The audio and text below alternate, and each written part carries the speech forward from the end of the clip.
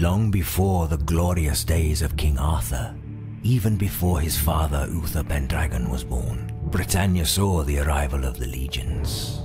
In the name of the Roman emperors, they invaded the south, then set out to conquer the whole land. At the northernmost point of their conquest, where they met the savage Picts, they halted and founded a giant fort of Iberacum. Iberacum grew and became the capital of the northern provinces. But the Romans who came here never felt at ease. They feared Britannia, the wizards, and the gods in the woods. They knew that something ancient was slumbering beyond Iberacum, up in the north. So the Roman Emperor Hadrian decided to build a wall to protect his land. Legends speak of Hadrian's wits and his mastery in the arcane, but some say he had help from a young wizard called Merlin. The wall was magnificent, and for a long time stone and magic kept out the tribes and everything else that lurked out in the cold. Then, times changed. When the fabled Ninth Legion disappeared beyond the wall, it was the turn of the tide. The Romans slowly withdrew from Britannia. But 5 noble families decided to stay in Iberacum. They succumbed to decadence and fought over the remnants of their former glory, until a young monarch in the south, a Briton called Arthur, changed everything. The flames of magic flared up again, and a new age of wonders began. The noble families realized that it was the time they had been waiting for. While King Arthur was uniting the south, they were busy squabbling over their possible leader. The Sulla family seemed to be the right choice to build a new Iberacum, but not everyone agreed. The family's enemies were merely waiting for the right moment to deal with the Sullas and their heir, the valiant Septimus. The right moment is now. Something terrible has happened in the south, where King Arthur rules the land. Meanwhile, Iberacum is under threat from the north. The wall cannot hold back the Picts much longer. When Septimus left his family, his bride, and his friends and rode off to battle, he was betrayed by his own kind. They abandoned him and his warriors in the heat of the battle, and he found himself alone, surrounded by savages. Still, he fought valiantly, until a fateful blow sent him sprawling to the ground. The Picts left him there, on the other side of the wall, in the firm belief that he was dead, and they were almost right.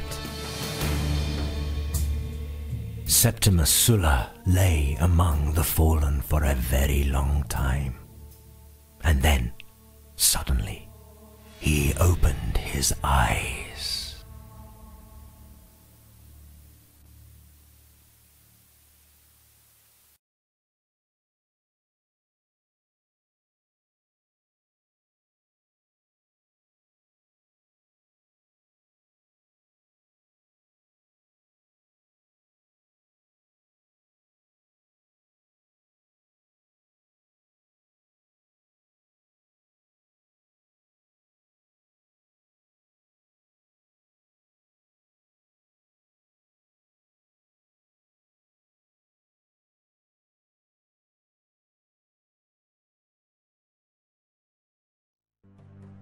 When you open your eyes, you can't decide.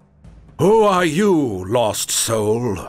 And why have you crossed into the land of savages?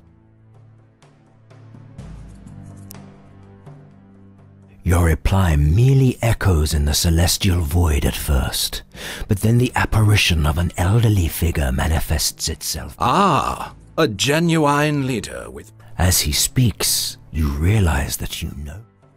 Still, a true warlord indeed, who has no qualms with... Yes, indeed. Your skills have brought you many victories. It seems the... Indeed. Unbeknownst to me, when I first bound man, I sensed much has happened since you while you were fighting savages. The Emperor falls. Your family, your bride. You have lost much, but you... Very good. all your suffering. This is what will happen if you die. This is what will be if you don't walk the path that destiny has chosen for you. Our people have grown decadent and weak, divided and leaderless. They cannot withstand what is to come.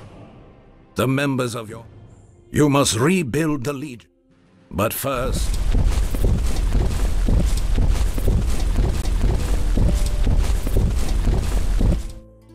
on your way home, you meet an army of Roman soldiers headed towards the heart of the Sulla estate.